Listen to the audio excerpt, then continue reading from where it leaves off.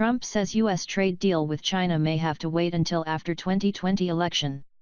U.S. President Donald Trump says it might be better to wait until after the November 2020 general election in the United States to reach a trade agreement with China.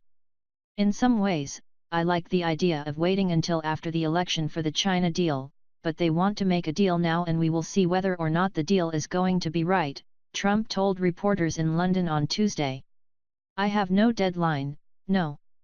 In some ways, I think it's better to wait until after the election with China, the U.S. president added.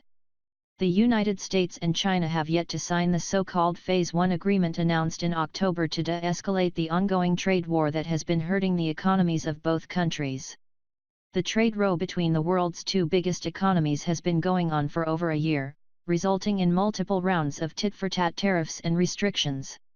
An interim US-China deal was widely expected to include Washington's pledge to scrap tariffs scheduled for December 15 on about $156 billion worth of Chinese imports, including cell phones, laptop computers and toys.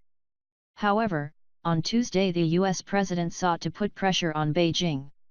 The China trade deal is dependent on one thing: do I want to make it, because we are doing very well with China right now, and we can do even better with a flick of a pen, he said. And China is paying for it, and China is having by far the worst year that they have had in 57 years. So we'll see what happens.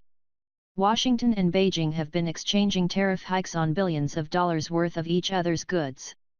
In 2018, the Trump administration began imposing tariffs and other trade barriers on China to force Beijing to make changes to what it called unfair trade practices.